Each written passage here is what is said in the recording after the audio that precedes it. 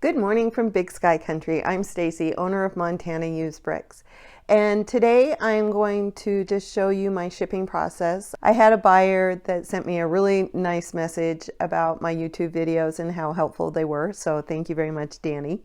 But he also asked if I could show how to basically ship an order, because he's a new store, he hasn't opened yet, and I think he's a little bit worried about that first order being shipped. And I've got to be honest, I was so worried about my very first order that my husband and I kind of fudged the system a little bit. He created an account, ordered from my store, and we went through the entire process of looking at what the order looks like when it comes in, pulling the order, getting it packaged. We even mailed it. So we lost money, obviously, because we mailed it to ourselves. But we were just curious about the whole process from beginning to end as a seller. I had already bought on Bricklink, but I had never sold.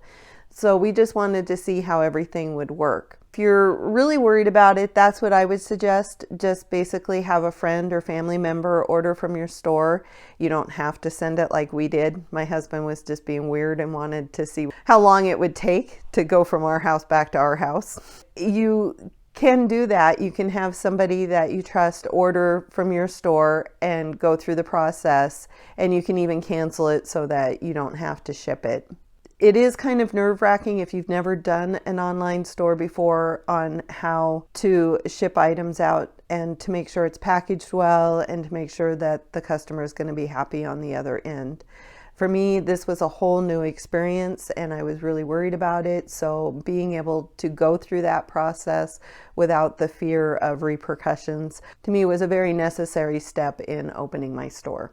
So it's just a suggestion, but I am going to show you my whole process from the time I print the order until I get it ready to mail. So let's begin with the very first step.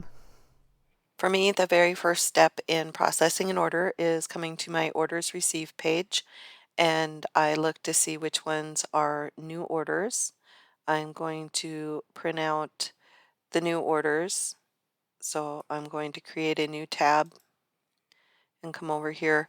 I like to use paper copies. I'm a very tactile person. I like to have the paper copies so I can make notes, such as if there's not enough parts or there's extra parts in the drawer, or if it's in the wrong drawer, I can write all that on the paper. So I'm going to go ahead and print this out. I'm just going to select down to the address, and then I'm going to hit print. And then when I print it, I am going to do 2 pages per piece of paper. This way it's still legible, but it also saves a little bit on the paper. Then I'm going to hit print. I have the order printed. This was the second order that I had come in. This is the one that I'm going to be working on. My husband has already pulled one of the torsos for the order because this was in the house. It's something that he was working on. He already gave me that. Now that I have this order, I'm just going to walk it over to my cart and we're going to begin the process of pulling the order.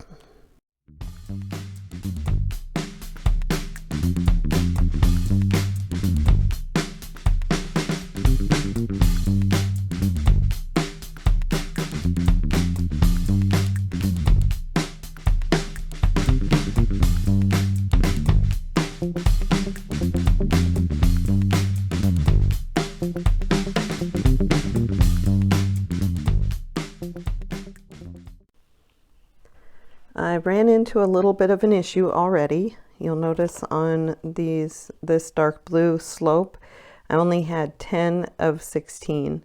Usually if I was just 1 or 2 off, I would think that it was just my count, but it's possible that these might be in a different drawer. I'm going to take this over to my computer. I am going to look in some of these other drawers, like 301,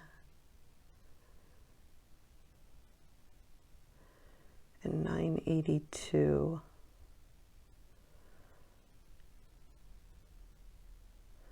Okay, so I'm going to look in drawers 301 and 982 to see if maybe I just put it in the wrong drawer. Well, let's come over to 982 and see if there's any dark blue in there. There isn't. Okay. Okay, so let's check 301. And no dark blue. So I really am off. But there's one more place I can look to maybe salvage this.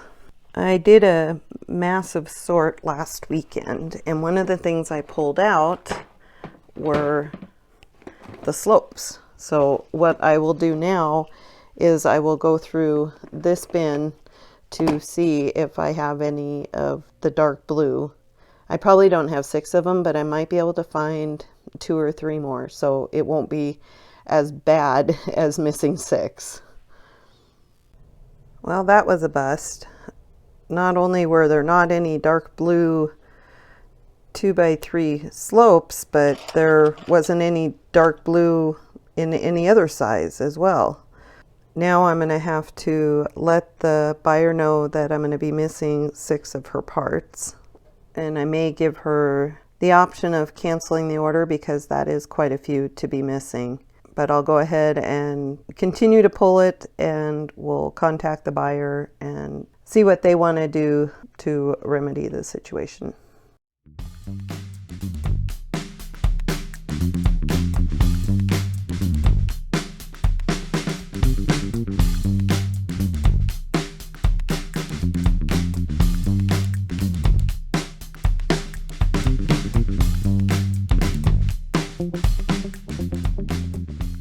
I'm having issues finding that torso, so I'm going to come over to the orders.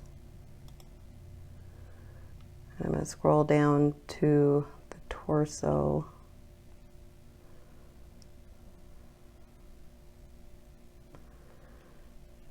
And I'm going to click on the picture. Okay, so it's a blue. So that's the one I'm looking for, and I'm trying to find it on this plate. I do know he has yellow hands. Oh, there we go, right in front. That's why I couldn't find it. Right in front of me. And that looks like the picture, so I think we're good to go. This is going to be an interesting one to try to get packed up. Usually I pack by color, but they've got a wide variety of colors in here. But we'll see what we can do.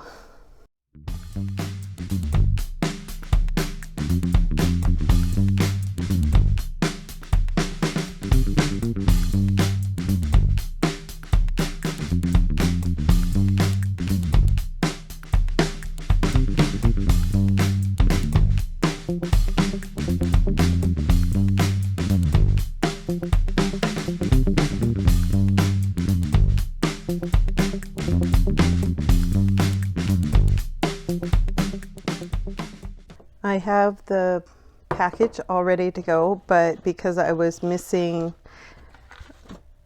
the 6 slopes before I do anything more, I'm going to write the buyer a message to see if they want a refund, credit in my store, or possibly want to cancel the order.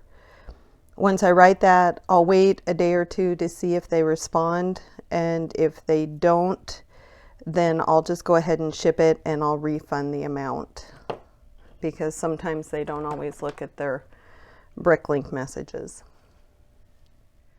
At this point in the video, I had taken some screenshots of PayPal on how to print a label out of PayPal, but I decided not to do that. And the reason for this is I went into the forums to ask a different question and noticed there was a lot of discussion about PayPal moving to ShipStation to ship packages and how cumbersome it is now, and a lot of people were looking for different shipping solutions.